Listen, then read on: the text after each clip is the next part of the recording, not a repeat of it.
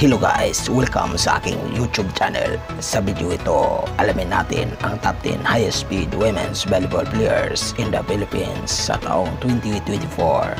Pero bago ang lahat, huwag kalimutan mag-subscribe sa aking channel. Let's go!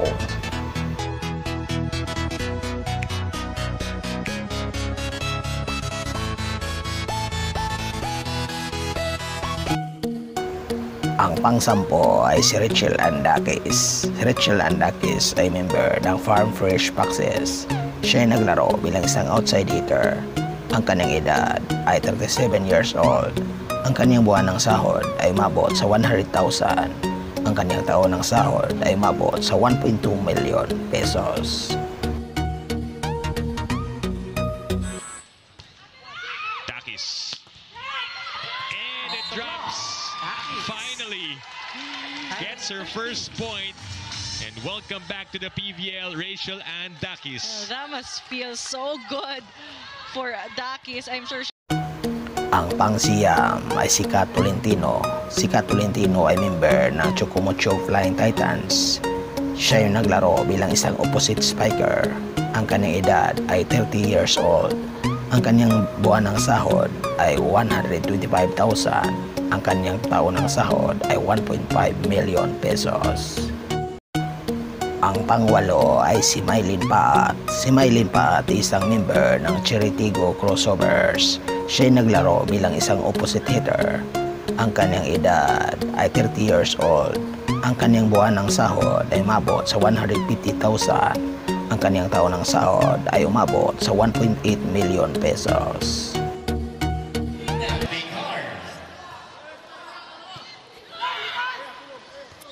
Victoria off a double block. Duremdes will set it up for Pat. Camille Cal picking it up. Ravenna faking a point there to Ebon. Here's Pat drilling that one in for a 2-point lead for the Crossovers. not wasting any time here. Once again. Ang pampito ay si Abby Maranyo. Si Abby Maranyo ay member ng Cheritigo Crossovers. Siya ay naglaro bilang isang middle hitter. Ang kanyang edad ay 32 years old. Ang kanyang buwan ng sahod ay 200,000. Ang kanyang taon ng sahod ay 2.4 million pesos. Ang pang-anim ay si Dindin Santiago Manabat. Si Dindin Santiago Manabat ay member ng Chocumucho Flying Titans. Siya ay naglaro bilang isang middle blocker. Ang kanyang edad ay 31 years old. Ang kanyang buwan ng sahod ay 250,000. Ang kanyang taon ng sahod ay umabot sa 3 million pesos. Ang panglima ay si Dina Wong. Si Dina Wong ay member ng Chocumucho Flying Titans. Siya ay naglaro bilang isang sitter. Ang kanyang edad ay 26 years old. Ang kanyang buwan ng sahod ay umabot sa 300,000. Ang kanyang taon ng sahod ay umabot sa 3.6 million pesos. Ang pang-apat ay si Eliza Valdez. Si Eliza Valdez ay member ng Creamline Coal Smashers. Siya ay naglaro bilang isang outside hitter. Ang kanyang edad ay 31 years old. Ang kanyang buwan ng sahod ay umabot sa 350,000. Ang kanyang taon ng sahod ay umabot sa 4.2 million pesos. Back to Creamline. Eliza.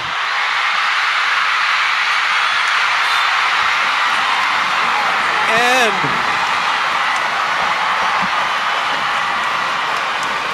it is Creamline with a set point this time. Valdez looking to close. Ang dami ng pinatunayan ni Eliza sa Philippine volleyball, but it doesn't stop there. Ang pangatlo ay si Jema Galanza. Si Jema Galanza ay member ng Creamline Coal Smashers. Siya ay naglaro bilang isang outside hitter. Ang kanyang edad ay 28 years old. Ang kanyang buwan ng sahod ay umabot sa 400,000. Ang kanyang taon ng sahod ay umabot sa 4.8 million pesos. Tisha with the set. Rondina almost libero-like. Galanza flying and scoring.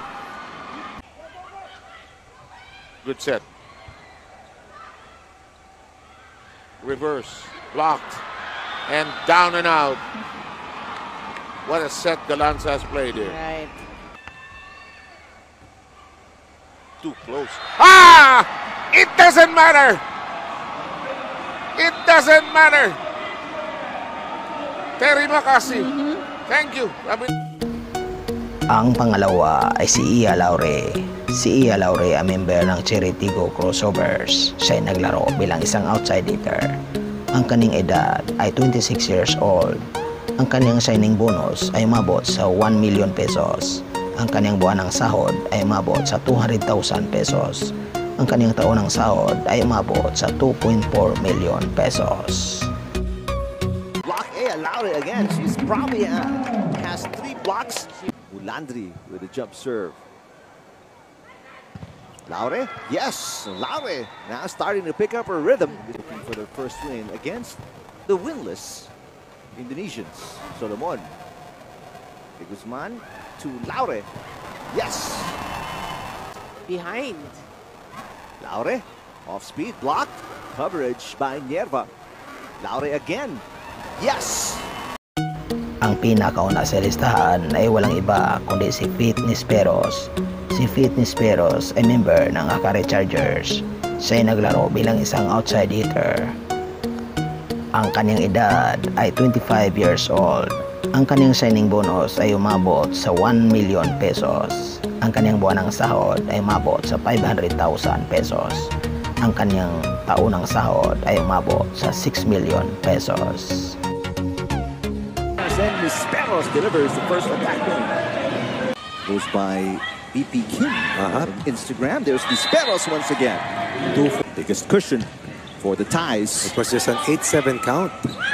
Heading to the first technical timeout and ready in the first set alone. Back set for Coronel Misperos off the block point 4. A good pass. But a save, nevertheless, for the ties. Chance ball for Las Pilipinas. Big.